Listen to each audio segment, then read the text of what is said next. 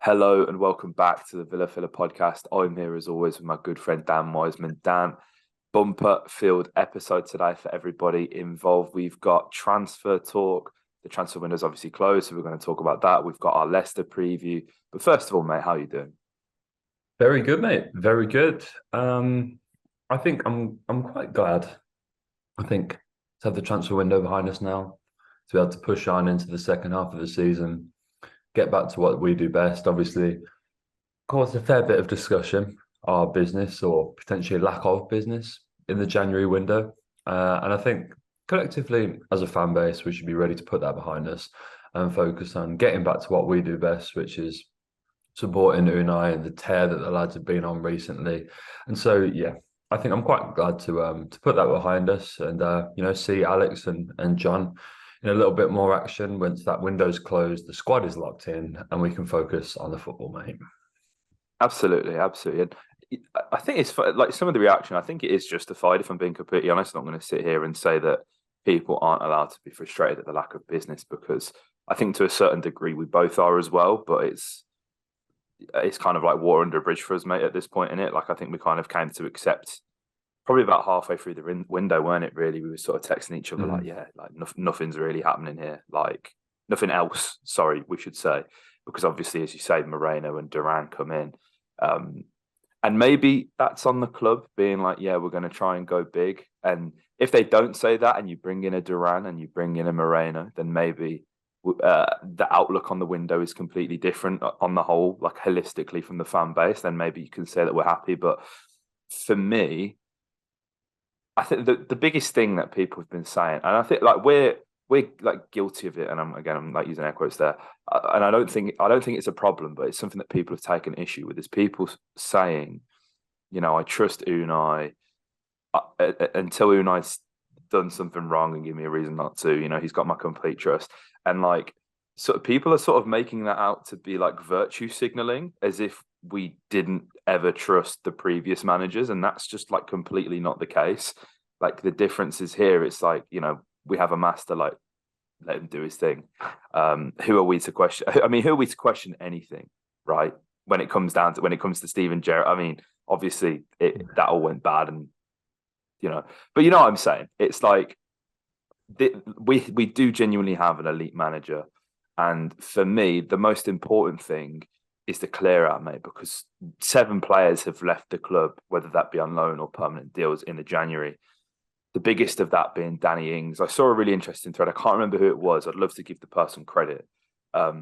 We spoke about amortization a few weeks ago and how that sort of works in financial fair play very briefly. But this person, again, I can't remember who it was, so many apologies, but he broke it down. And obviously, Danny Ings is on about 120 grand a week, I think it was, that's been reported. There was some sort of financial reports that were sort of released a few weeks ago where people were looking at Villa's finances and financial fair play and how that all lined up. And over the course of a year, Danny Ings' sort of transfer fee and wage and how the amortization works accounts for roughly, I believe it was like 27% of Villa's spend annually, which is like that's pretty crazy, right? Yeah, And this is the yeah. Danny Ings fan club, right? We absolutely adore the man. We wanted him to stay. We wanted it to work more than anything. But a striker who isn't necessarily playing every week and certainly didn't have the best form and maybe struggled a little bit with injuries, to account for like that much of your annual wage bill, that's ridiculous. And it's like it's not just as simple as like throwing money at a problem and making that sort of step. And people will go, financial fair play doesn't matter. Look at what Chelsea are doing, all this kind of stuff. I would estimate, based on Ings, Gilbert, Sanson. I mean, there was that report that came out the other week saying Sanson was on over 100 grand a week, which is ludicrous. I would estimate that we are saving ourselves now with the loans that have gone out and with the transfers that have gone out permanently as well. We're probably saving ourselves around the 350 to 400,000 pound a week mark, right? And for me, that's the most important thing because that's how Villa can go and spend money. We have, of course, we're sort of 120 million in the green with Grealish and Chukwuemeka, and with them being homegrown talents, that affects how that looks on the books differently as well. But we're free now to go into the summer, mate, and we've got more time, we've got more resources now as well, thanks to these funds being freed up. And like that for me was the big thing about this window. I don't know about you, but like the clear out needed to happen because it hasn't happened for the past 2 or 3 managers now. Like there's still people in this squad that Dean Smith signed, and that's not necessarily a bad thing. But when you look at creating an identity and looking at what Unai actually wants to do, how can he do that when we've still got players who played for us in the Championship in the team? I'm not sort of singling anyone out and saying that they shouldn't be in the team, but players players come and players go. That's football. Yeah, well, I mean, there's still players that signed under Steve Bruce. It's like that's how far back it goes. You look at guys like John and stuff like that. I think it's one where I think all of it is slightly amped up by what the Premier League did as a whole and how active Premier League clubs were in spending this January, which has not been the case, not on this level ever. Yeah. You look at the amount that the Premier League spent, it was almost, I think on deadline, it did get over £1 billion spent in January alone. And a lot of those were inflated prices for players because clubs outside of the Premier League and within the Premier League know the wealth that the clubs have here. And so inflate the prices of players. And, you've also got the other side of it in that you've got guys like Enzo Fernandez coming in on deadline day for a record Premier League fee, 120 million, or whatever it is. And it's crazy. It's absolutely crazy to see players be going, because I mean, Enzo's great and he's been amazing for Benfica and he was amazing at the World Cup and he's a really good player, but he's not a £120 million player. Not Mikhailo Mudryk isn't a £100 million player. I mean, dare I say that, Moises Caicedo it's not a 70-80 million pound player in my books, but such are the prices that you play in the Premier League. And I think when you see other sides doing that around you, it's difficult, but it's easy to forget that we spent more as a club than La Liga did. The whole league. Villa's spending was more than La Liga. And I'd say in most other windows, 2 signings in January, if you look back through the years, is about half of the course. I think that's about what you'll see. And I think it was interesting in that they were in positions that perhaps we weren't really expecting in Alex Moreno and were of a profile, like in terms of the stage of their career that they're at in John Duran, that we were perhaps expecting someone that was a little bit plug and play and they were ready and they knew the Premier League and they could get going. But the reports are that John Duran has been impressing people in training and that's great. But so it remains to be seen just how much of a role he'll play in the first team. And you have to imagine, given the situation that we face up front, how light we are up there, that perhaps he'll play a little bit more than was necessarily planned. And so the fact that he's come in and impressed is good. But yeah, I mean, on the whole, I do have a little bit of sympathy for the club because they didn't want to be taken as mugs. They didn't want to get caught up in this spending. The sad reality of Premier League footballers nowadays is that to get a decent player that's going to come in and play football, you have to pay £80 million. That's the sort of going rate for a player that's going to take you into that European level that we want to. There was rumours going around with Nico Williams and stuff like that, and it remains to be seen just how true those are. But when you're pushing up towards 50 million, that's the going rate nowadays. And Nico Williams has only played about a season and a half or two of football. As amazingly talented as he is. So I respect, to be honest with you, the club didn't want to get taken for a ride, that they didn't want to get caught up in paying stupid prices for players. We've got our targets. I think this season is, I hate to say it, I really do, but I think it's just get through to the end of the year, place as high as you can. The club seem to think that we can sustain a top half finish, but to be honest with you, as long as, considering the situation we were in, we were dead in a relegation battle after that night at Craven Cottage where Stevie got stacked. If Unai can place us just outside the top 10 or even within it, it's still a great season, all things considered. And I think it's just get through till the summer and then you might see Villa doing some serious business. Yeah, I think it's a difficult one because there's that sort of whole debate of, well, you reconsolidate now and you push on and you can maybe get European football, which, to a degree, I understand. But, look at the form since Unai's come in with the guys he has. Yeah. If he's going to do it, surely he can do it with the players at his disposal. Like that is, I say it, I say it every fucking podcast, mate. But that is the manager's job to get the best out of the players he has. Can't just keep buying. And that again, I would have loved us to have been more active in the window. But as you say, mate, there are deals that are to be had in January. Like Enzo Fernandez, that Enzo was always going to happen. There was no way Chelsea weren't going to sign him because they were willing to pay that stupid release clause. It's the same with all the Yeah. players that they've signed. I don't think there's one like sort of pound for pound, value for money signing that Chelsea have made in this window or even in the summer where you can go, that is a phenomenal piece of business. I don't think there is. And I think as well, like we spoke about Moussa Dembele as a player who that Villa were maybe looking at, and Southampton were even potentially getting involved in that as well. I don't think that happened. Did that happen? No, No, honestly, I lost track. no. There were so Yeah, many deals that I've seen since that, like, I didn't even realize happened at the time. yeah, it's crazy. Like especially on deadline day, there's so many. Like, but I think like you look at Villa's business that they've done in the summer.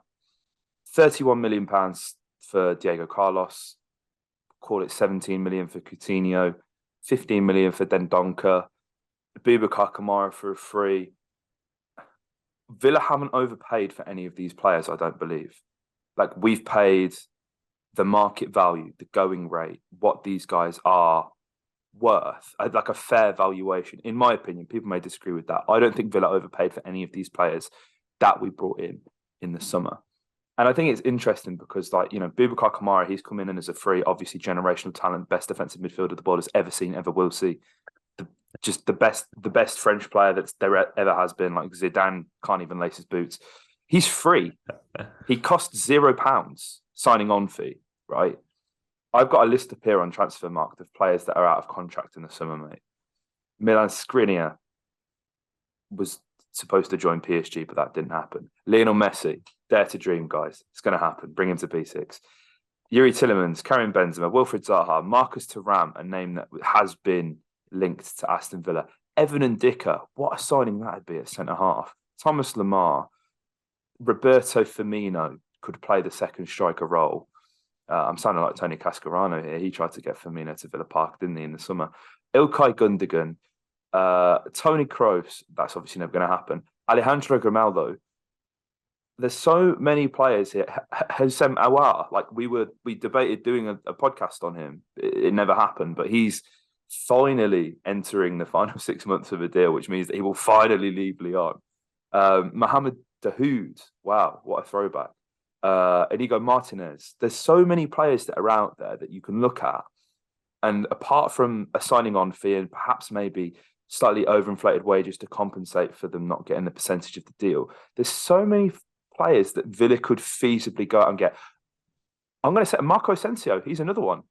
That's not outside of Villa's reach. A Marco Asensio, a player like that on a free transfer with the pool that Unai Emery has. So it's like, if we go big and get Guendouzi, if we get there's someone else. I mean, like Guendouzi and Williams, right? They're the two huge ones, right? You get them, you're probably looking at 80 million quid. They're saying we've got 100 million to spend in the summer, which isn't a lot, but it is at the same time, especially if you can make use of this. Adrian Rabiot as well, another player. He was linked to Manchester United in the summer. Mm-hmm. Another player who's out of contract. Conrad Lima, another player that Erik ten Hag wanted at Manchester United.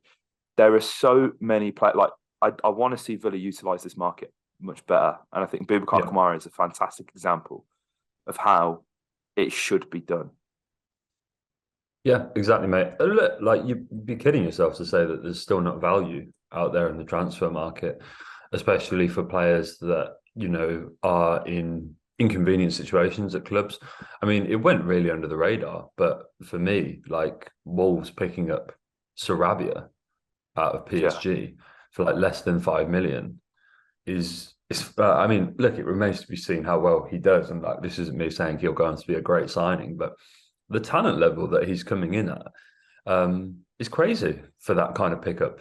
And there still are good deals to be found all over the place. I mean, Keylor Navas is like walking into Nottingham Forest as we speak, and like they got Felipe out of Atletico Madrid as well. And the thing is with the Premier League is that players do want to come here. I mean, I was looking at Paul Onuachu that Southampton signed, Yeah, and it's crazy. I was watching his announcement video, and there's a 20 million pound forward, by the way, who I think has played in Denmark and Belgium. Like, you know what I mean? Like this, and we paid almost 25 for Wesley. So I think, like, when you talk about getting Carlos for 30 million, like, it seems yeah, like really good business. I think you can actually say that we underpaid for some of those players. I think we were all surprised by getting that Coutinho deal at the time down to 17 million. We were expected to pay more than that. And so, yeah, I was watching Onuachu's announcement video, and he was like, "It's I'm here because I've achieved my dream that I always wanted to do as a kid, was to play in the Premier League." And it's incredible to see how every single player says that, isn't it? yeah, Every single player that arrives from abroad into the Premier League says, "This is a boyhood dream for me. I've always wanted to play in this league. I've always wanted to come and prove myself in England." And that's the kind of deal. I mean, I was on my knees, mate, when like Zaniolo was almost heading to Bournemouth. It's like, yeah, what is this? This is crazy. This is the Super League we all want to avoid, but this is the pull of the Premier League. There is fantastic business to be done out there. Those list of names that you mentioned, I think, you've got to accept that you're probably going to pay more for players than you would do if you were a club on the continent, because they know the pull that the Premier League has. But ultimately, there is definitely value to be gotten out there, and it's so hard to do it in January. And you've just mentioned a yeah. list of players, mate, that can be that value for money, and that Villa really want to strike. We clearly want to be sensible with it. And to be honest with you, I like that. Absolutely, man, absolutely. And I think people are underestimating the impact that Bertrand Traore can have on this squad, mate. Talk to me about Bertrand. I know you're buzzing about this one. This is really interesting. This is really interesting because I liked Bertie, and I was surprised to see him go to Turkey because uh, I mean, Wout Everyone's Weghorst is going to potential. Turkey now, though. Yeah, You yeah. know, I mean, like I it's was the going to say place to Wout be. Weghorst has proved me wrong, but it just feels like a bit of a graveyard.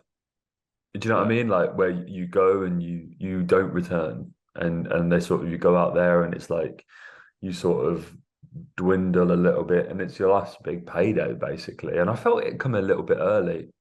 I won't lie. I felt like it had come a little bit early for him. I felt like there was still something in him, and I saw someone put it really sensibly. It was like Villa wanted another attacker, a winger or a striker.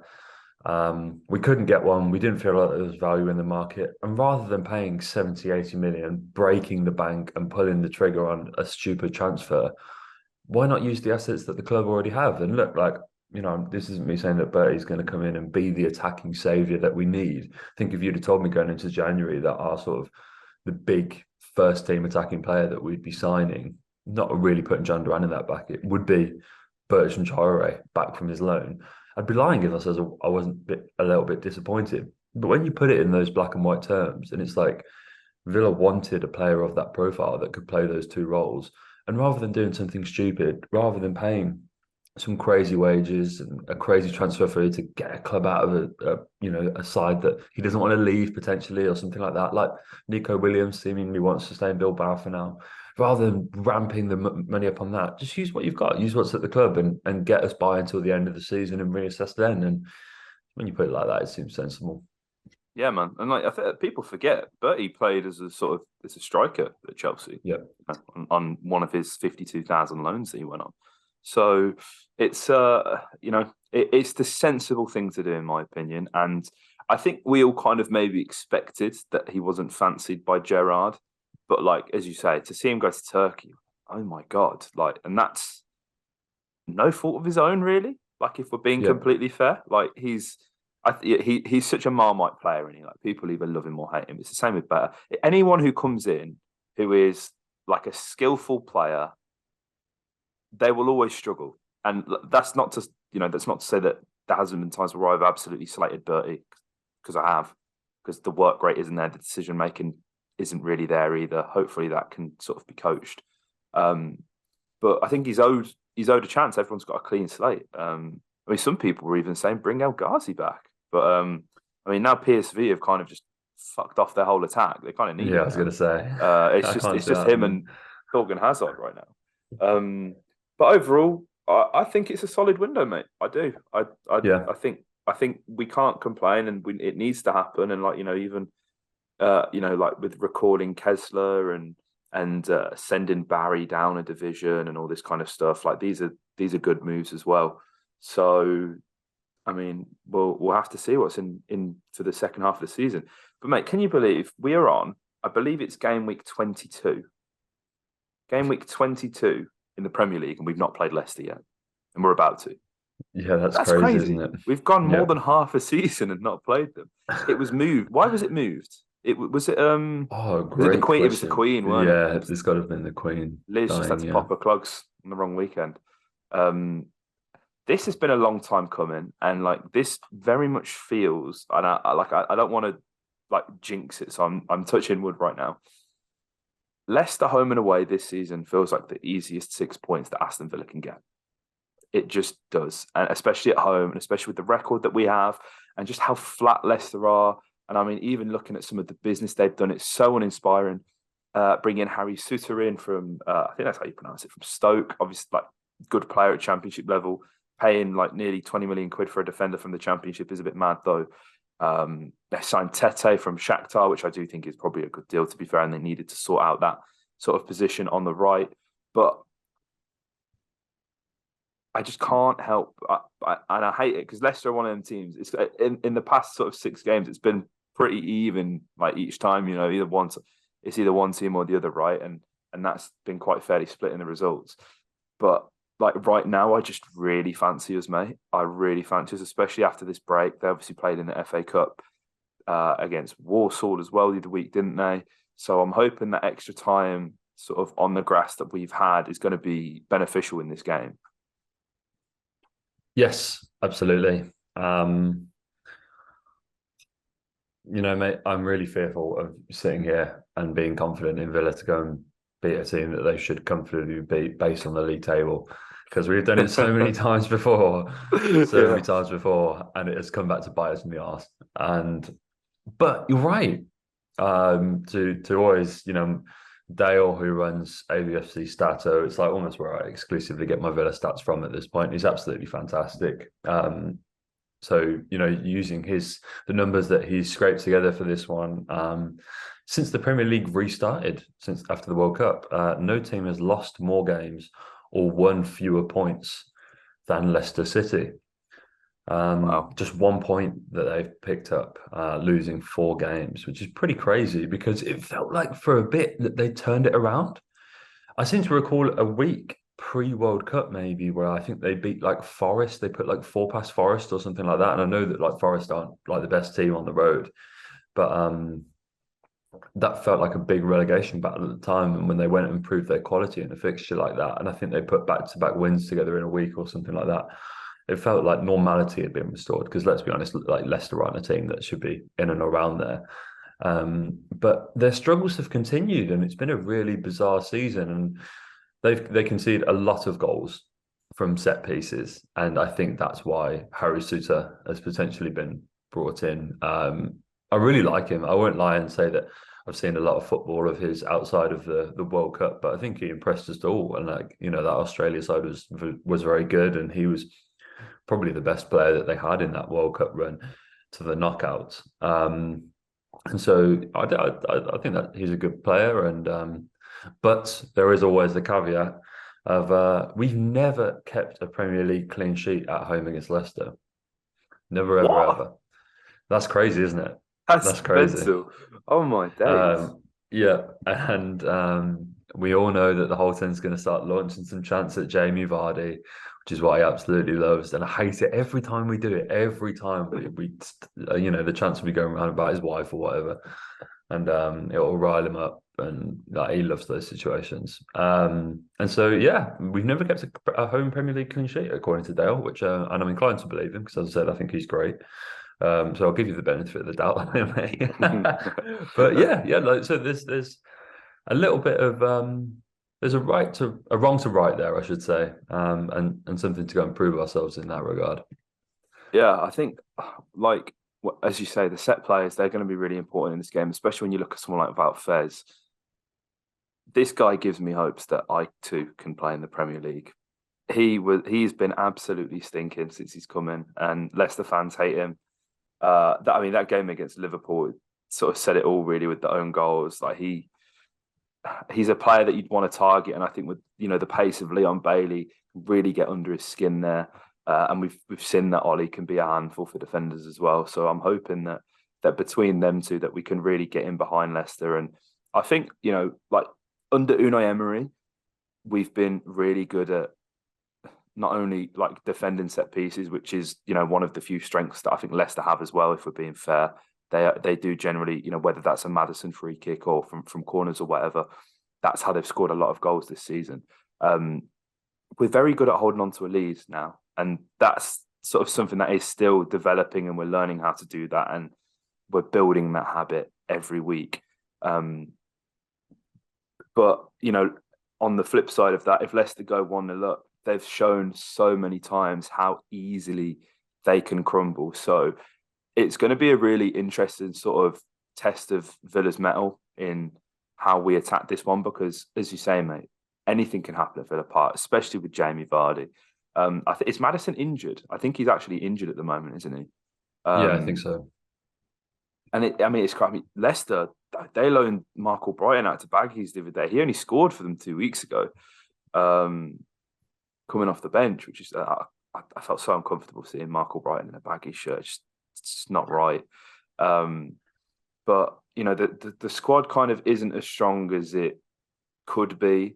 So this presents Villa with a really good opportunity, and I think I'm going to go bold in my prediction, and I'm going to say that Villa win this one 3-0. I think I've said it for a while. I feel like we're due a convincing win in terms of like the scoreline. Like I feel like in some games it hasn't necessarily flattered the performance that we've made. And I think that we've proven that we can be a really tenacious side. I think we're starting to see a nastier side to Aston Villa as well, which is something that I've been screaming for the longest time. And this is the kind of game where there is going to be a little bit of bite with your Jamie Vardy characters. So I'm going to go 3-0, mate. I'm feeling quite confident, rightfully or wrongfully. Yeah, I like that. No, I don't think. I think you're right, mate. I think I'd like to see us continue to do well and like prove ourselves defensively, because I think that's as important as any. I mean, like I think we'll go into this. I'm going to say 2-0. I'm going to say 2-0 because I think we'll go into this and Leicester, it's crazy, despite all the stats I just read out about them, picking up 1 point since the World Cup, losing 4 games the season that they've had. They are 14th. Like it's crazy to see that they're like there's a whole 3 places between them and the relegation zone. And that's the mire. But I mean, I say that they are only 1 point above it. But that relegation dogfight is going to be a lot of fun, and I think they'll come with a point to prove, and they'll be difficult to beat. But I think we'll win 2-0. I think you've got to back the boys at this point, and it's really interesting to see what that result could take us. I mean, looking at the table, that could easily see us break into the top 10.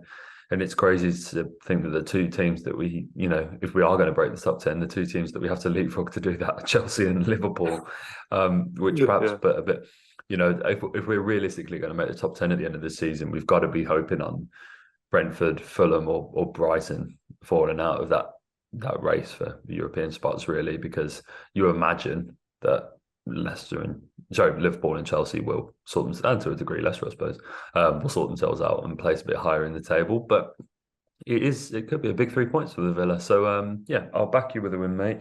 We'll break that clean sheet duck against Leicester, and I'll go 2-0. I'm loving that, mate. I'm loving that. And Chelsea play Fulham tomorrow on the Friday. Of course, we're recording this on the Thursday, so that's going to be a big game in that regard. I mean, they only played Fulham like 2 weeks ago as well, didn't they? It's crazy. Like City are playing Spurs again. I can't do this, man. I can't do this. And it's Champions League in 2 weeks as well. Where's the time gone, eh? How are we already nearly? Well, I mean, we are in February. Not a matter of nearly being in February. We're in February. But this is why it's so important to keep winning, mate, and just to keep taking it game by game, because that's all you can do at this point. And as you say, like the fact that Liverpool and Chelsea are ahead of us, that's almost unfathomable at this time in the season. And even more so that Brentford Brighton, Brightford. I've just tried to mix two teams there. Brighton, Fulham, and Brentford are all sat above them as well. So it is just a case of win your game, move on, win the next game. Yeah. Like that's all that we can do at this point. And see where it takes us. Obviously, there's a few teams with sort of games in hand and stuff like that as you look at it. And I think Fulham have played an extra game as well, looking at the table. So by the time that all levels itself out, it's going to be really interesting to see. But like it's making this second half of the season really exciting, mate. It really is. So we'd love to know what you guys have to think on this game, on Villa's business. Let us know in the comment section down below. Giveaway will be happening soon. Don't you worry, guys. We're probably going to post it on our community page on YouTube. But we'll be sure to sort of like link that in the description and make you aware of it in the podcast. So as many people can obviously get their eyeballs on it as possible. And with details on how to enter and all that kind of stuff. So yeah, if you enjoyed, hit a like, comment your thoughts below, subscribe for more. Up the Villa.